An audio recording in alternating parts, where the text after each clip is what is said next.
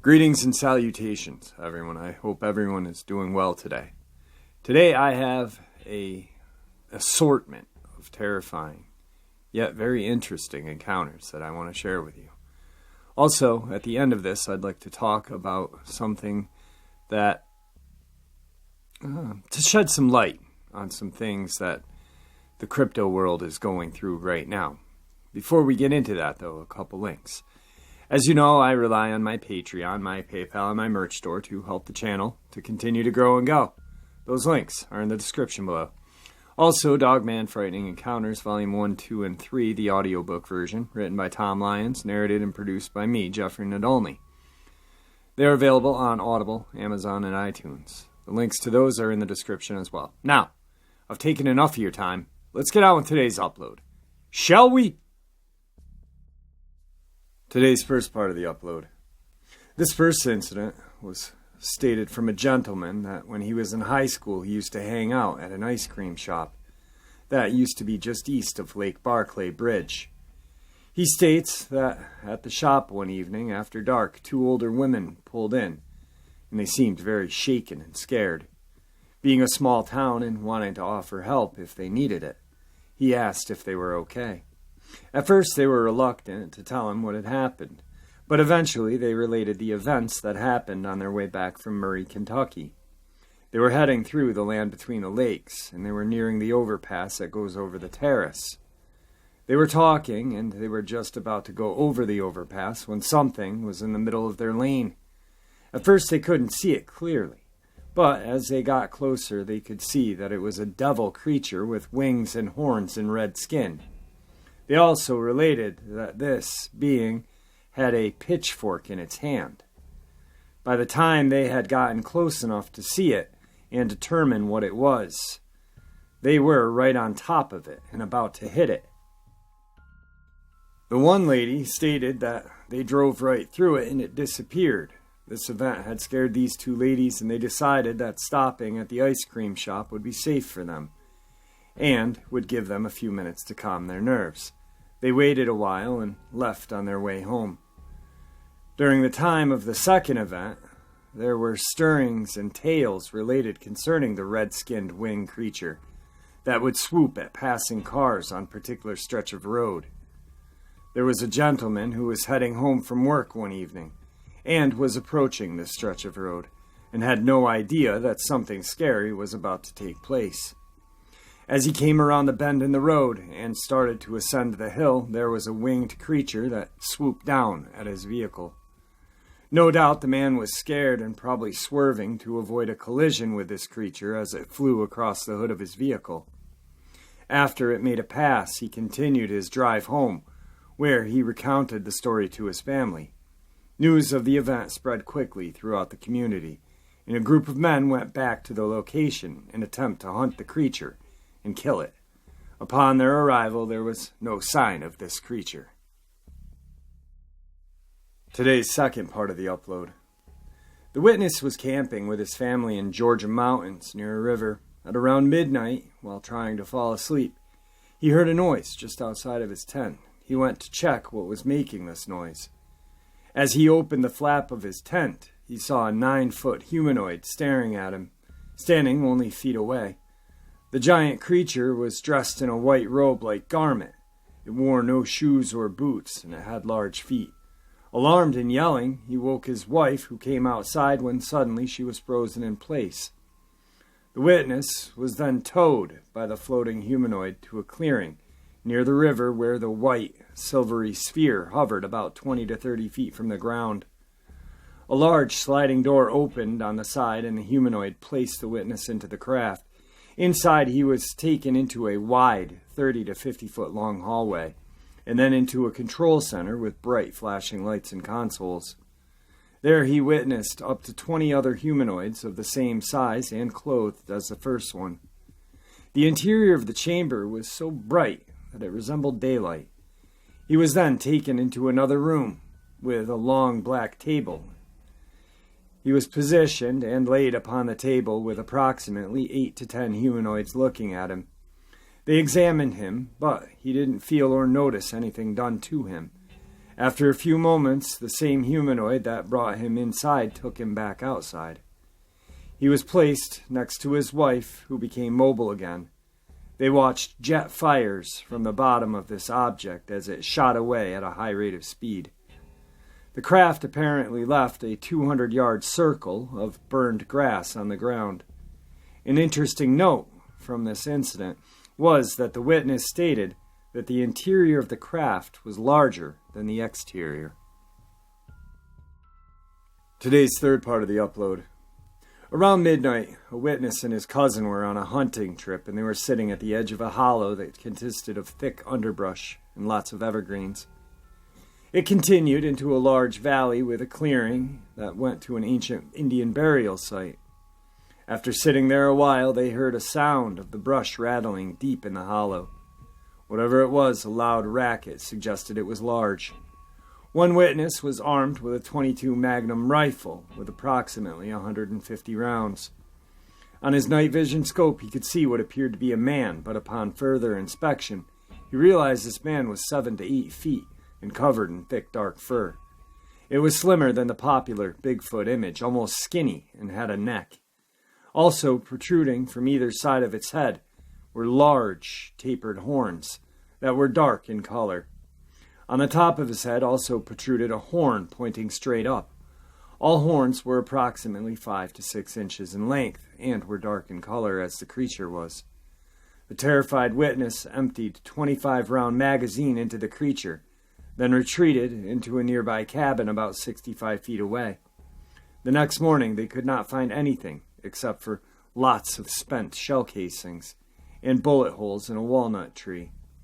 He thought that he had struck the creature several times. Nearby animal traps had been sprung and all the bait was missing. On a nearby ridge, the witness located a series of tunnels made of brush and various sized tree limbs, vines, and leaves. They thought that this could have been the lair of the beast, but refused to investigate any further. Today's fourth part of the upload, Fort Leonard Wood, Missouri. It was nearing the end of our basic training rotation, and we had a few things to do before we graduated. We were going on a 3-day bivouac into the woods, and then come back a couple days before actual graduation. We road marched into the location we were going to be camping in and set up our campsite.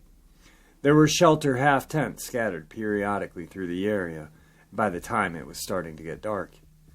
We went through the standard procedures that you follow when deployed before bedding down for the night. I was in my tent and fell fast asleep. I must have been very tired. I have no idea how long I was asleep, but I woke up. I was lying there listening, and it was eerily quiet. Something didn't seem right, and I couldn't place my finger on it. I decided the only way I was going to know for sure that everything was okay was to get out my tent and see. I exited my tent feet first, and upon standing up, I turned and was almost face to face with what I presume another soldier. I stood there for a few seconds, trying to figure out what this weirdo was doing. There was no movement, no sound, no indication that they were concerned about me being there. In a low whisper, I asked, "What are you doing?" There was no response, no movement, and this person just continued to stand there. It was fairly dark, but there was enough moonlight that I could make out a clear silhouette of this supposed person. I was beginning to think to myself that maybe they didn't hear me, and I asked a little bit louder, "What are you doing?" Still nothing, no response, no movement. I started to get a little concerned. All of a sudden, I started to hear the sound of footsteps on the dirt roadway that was just 40 or so feet from my tent. I turned to see what was going on, and I could clearly see that there was another company of trainees moving into the area. I watched them for a few seconds, and they turned back to what I thought to be a person standing there. They were gone. No sign of them anywhere. I heard no movement from them. It was just like they disappeared into thin air. There were plenty of leaves and tree limb debris in the area that surely would have heard them depart the area. I'm not saying this was a ghost, a Bigfoot, or any other type of cryptid creature. I don't know what it was, other than it was creepy as hell. Today's fifth part of the upload. This woman lives on a farm, and there's a 100-acre parcel of land that is owned by a neighbor that adjoins her property. She and her husband were maintaining that 100-acre parcel for their neighbor in exchange for the right to ride their horses on that property. One afternoon, she got a call from the neighbor, who sounded a bit frantic on the phone. He was an older gentleman who frequently hunted in a small patch of woods on the back of that 100-acre parcel. He called and asked if she had recently been riding her horse on the property, and she related that she had not. He seemed relieved and began to relate the events of that morning. He had gone into the patch of woods on the back of the property and found a place to sit and call turkeys on, just an edge of a small clearing that was maybe 40 to 50 yards wide. He thought it would be a good place to try to lure in an old tom, because he'd be able to see them coming from across the clearing. He had gotten into position, sat down, and decided to wait a bit before calling. He'd been sitting there for about 15 to 20 minutes when he heard the sound of something moving through the woods in the direction of the midpoint of that clearing. He stated at first glance it looked like a bear down on all fours walking into the clearing.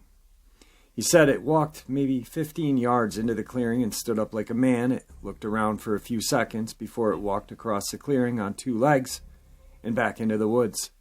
The man left the woods soon after it went out of sight. He felt the need to warn her about this sighting of this creature.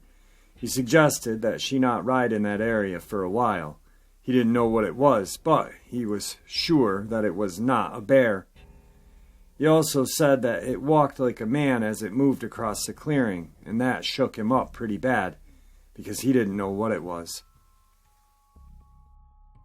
When asked whether or not she had seen anything out of the ordinary on their farm, initially said no. She then related that she was riding her horse on the back of the property one day, and there was no one else on the property. She was coming up a hill, and out of nowhere something large hit her in the back. Based on her recollection, I gather that the impact hurt, and she was also upset about mud getting all over her jacket. She related that she looked around and could see that it was a large, softball-sized mud ball that hit her in the middle of the back. She said she looked around and tried to see who had thrown it at her, and it was going to give her some peace of mind, but there was nobody there that she could see. Today's sixth part of the upload, looking for an explanation of what this might have been. About 2 years ago, I was with some friends in the car outside of one of my friend's house. It was about 9, winter time, so relatively dark, but a clear night. There were 5 of us in the car, myself and a friend in the passenger seat, as well as 3 friends sitting in the middle row. It was an SUV. We were talking about some random topic when all of a sudden I felt an intense feeling go down my spine like we were being watched. I turned to my friend in the passenger seat and he looked up at me at the same time like he had just seen a ghost.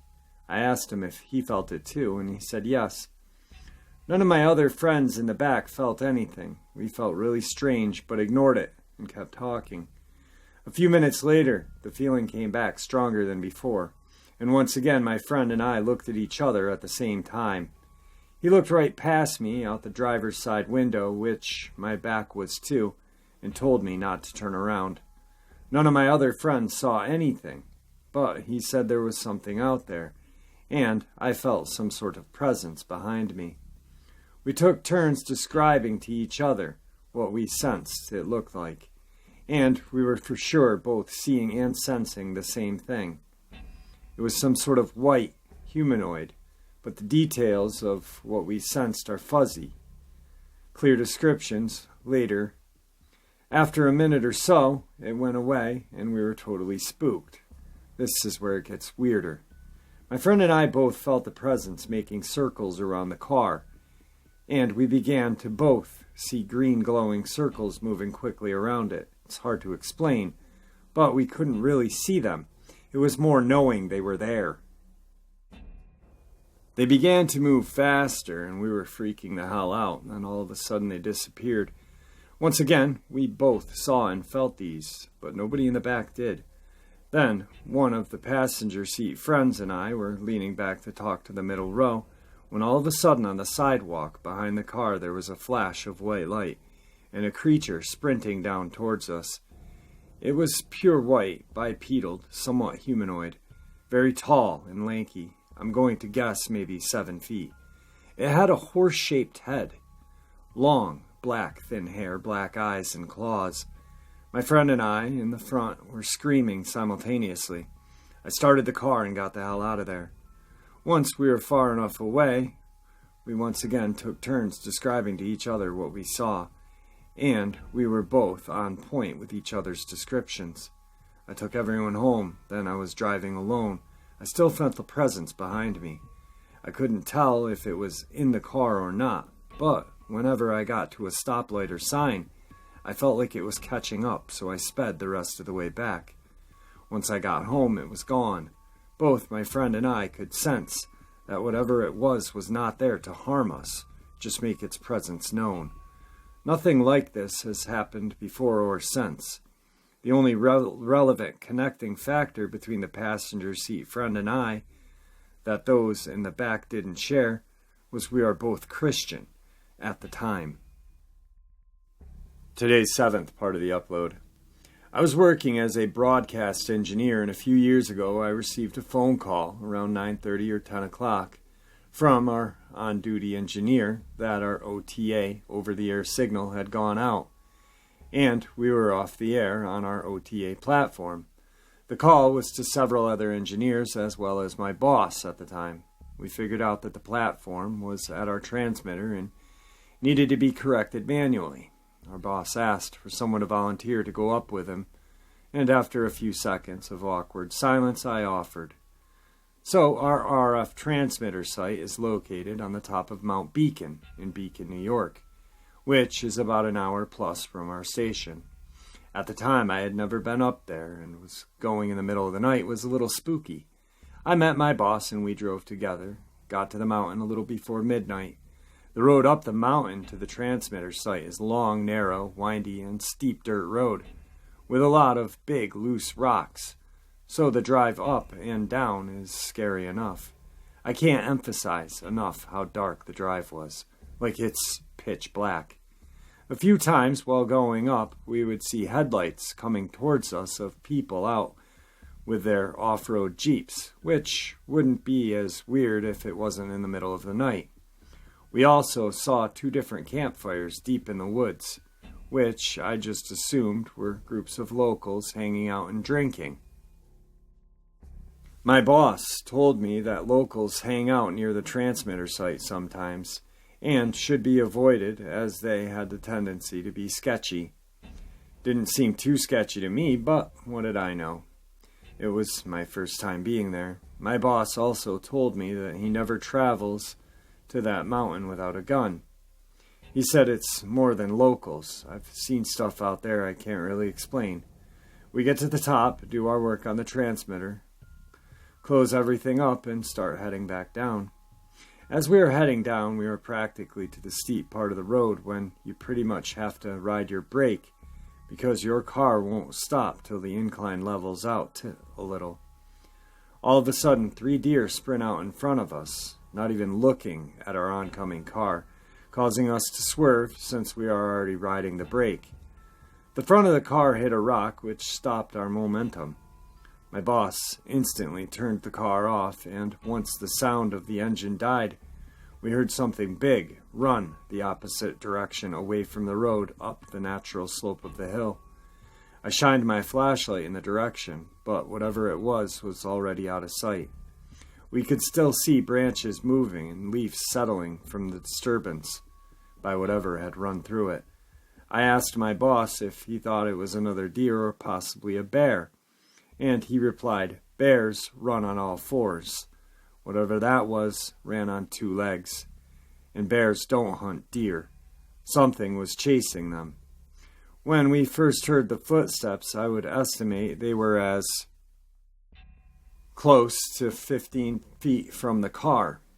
When it started to run away but appeared to be standing over us as there was a natural incline in the mountain, There are a lot of logical explanations, like my boss was just trying to scare me, or it was a local running through the woods. But here are a few things to consider. Yes, it could have been a person walking alone through the woods, but why chase deer? And why run away from a car? Also, whatever ran away was out of sight quickly, like within 3 to 4 seconds of starting to run up the hill. This person would have had to be in the greatest shape ever to run up that hill. This also sounded way too big to be a bobcat, mountain lion, or coyote. My boss is not the kind of guy that would try to scare people. He's a very stern, all-business type of guy.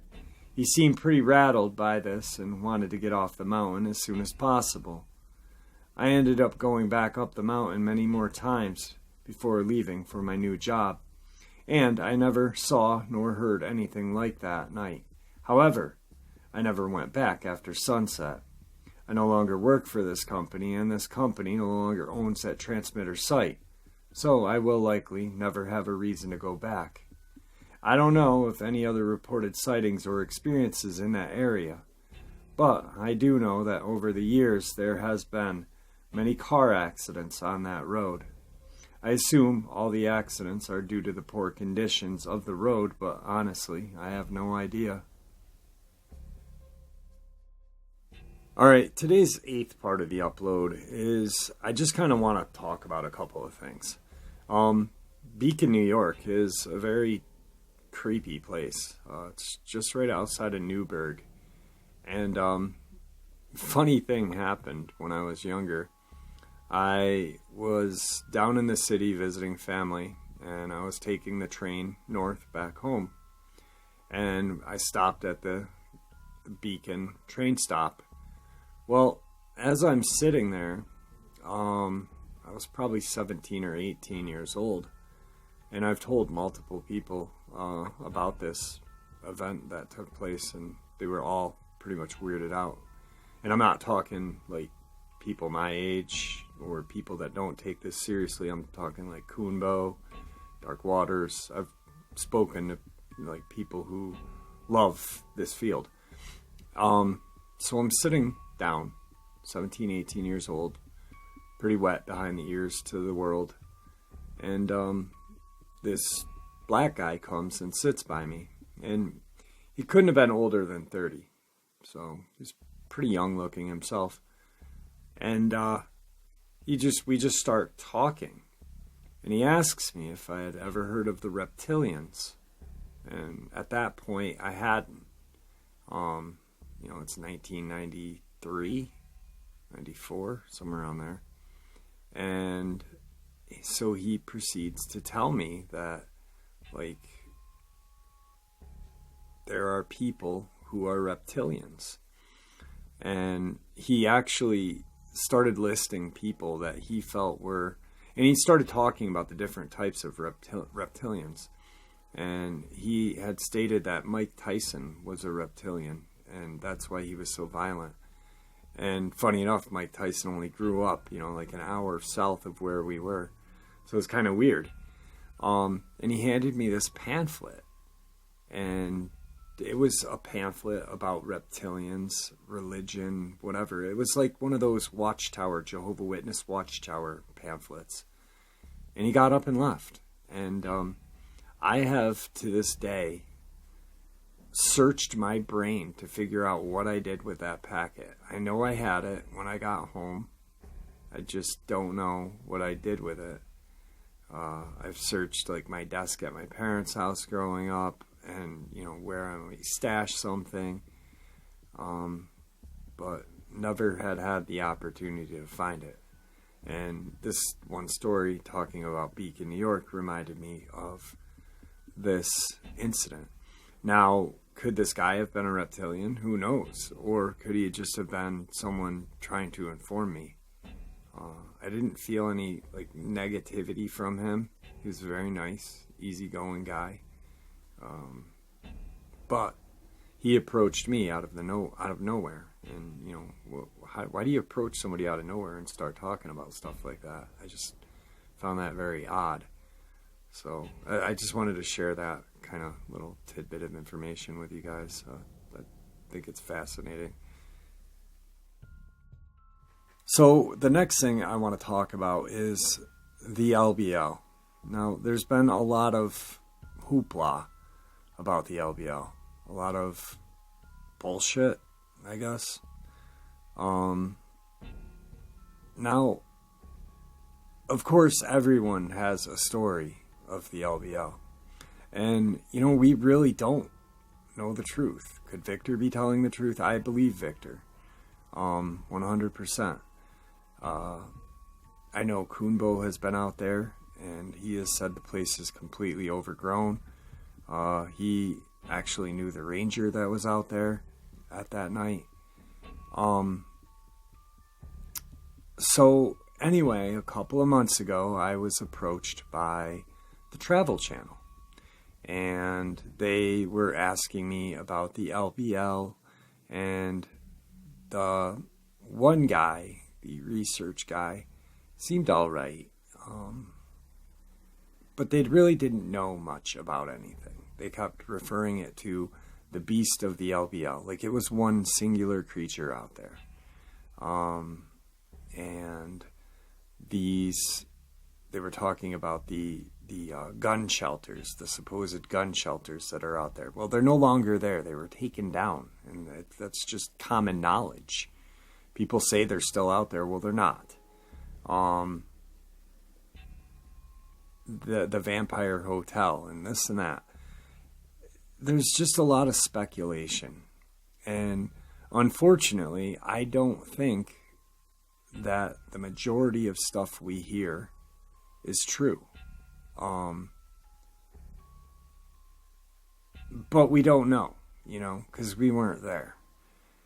But there's just so many stories coming now. And I think that why that's happening is because this Travel Channel people and Discovery Channel and all this bullshit want to make these shows.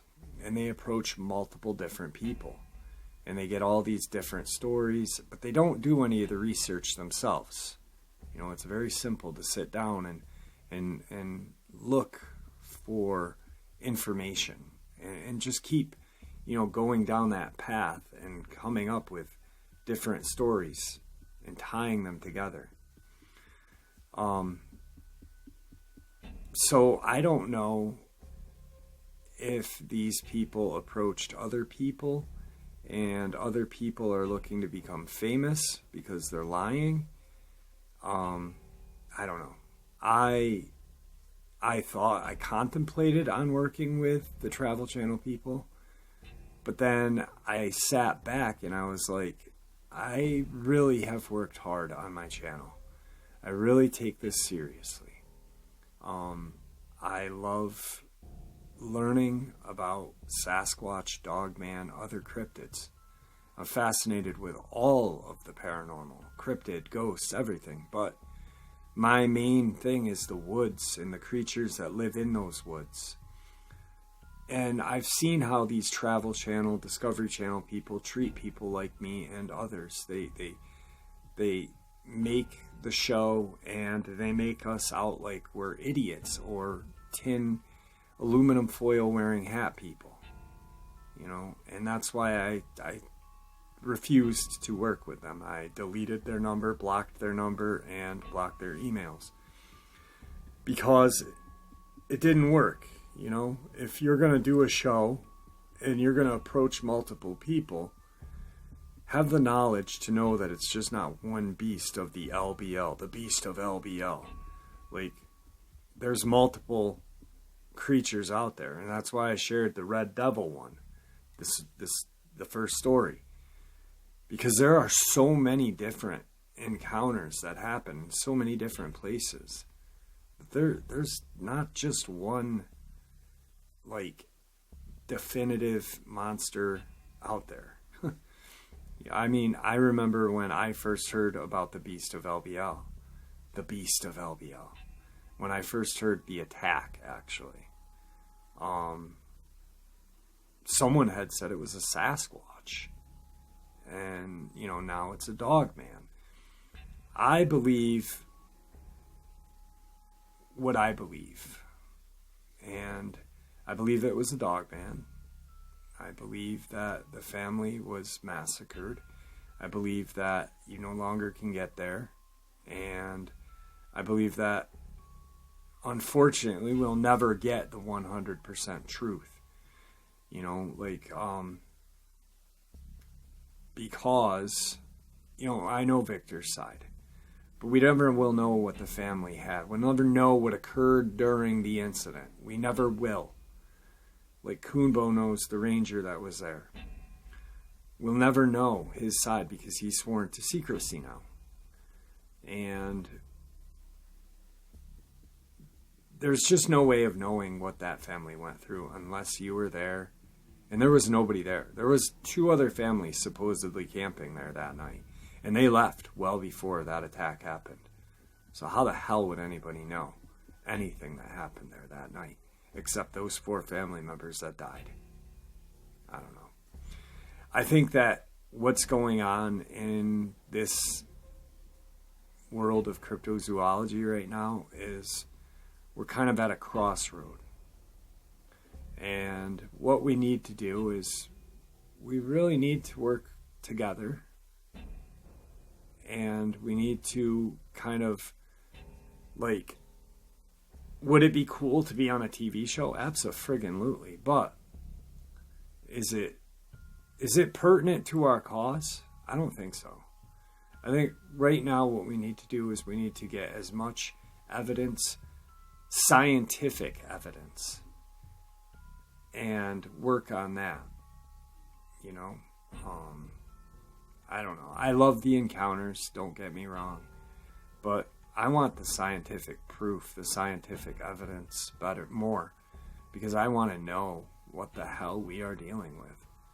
I want, you know, like I've got theories that Bigfoot and Dogman are here as protectors from whatever else is out there that comes through these portals. You know,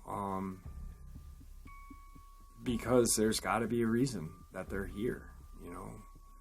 I don't know. That's just a strange theory of mine, you know, that these creatures like the red devil looking thing come from portals, or, you know, chimeras or whatever come out of these portals, and maybe Sasquatch and the Dogman were here to protect the earth from them. I don't know. Strange theory? Yeah. But we are dealing with a strange concept. Cryptozoology is very strange. And what we need is we need to honestly have a sit down of all of the best minds. And not, myself not included. No, actually no YouTubers should be included. I mean, because right now, yeah, I've researched stories, I've researched encounters, I've researched scientific truth. But am I an expert? Abso-friggin-lutely not. You know, I don't know. But what I think we need is we need the people that are 100%, you know, just 50, 60 years of just studying these things, you know, and because we're never going to get the truth. I think there just needs to be one group, like a council of people to just sit, maybe even YouTubers, who knows, you know, and come up with theories together, because I think once we get one theory and then we get another and we get another encounter and we get another scientific proof and fact and this and that and that and this, and tie them together, we may get the whole story. That's what needs to happen. Right now, what needs to happen is we need to focus on togetherness to get the truth, and fuck everything else, because the only thing that matters is the truth. I don't know. Sorry guys for rambling. I sound probably like an idiot, but I just needed to get that off of my chest. And with that, I'm going to bid y'all farewell and thank you and see ya!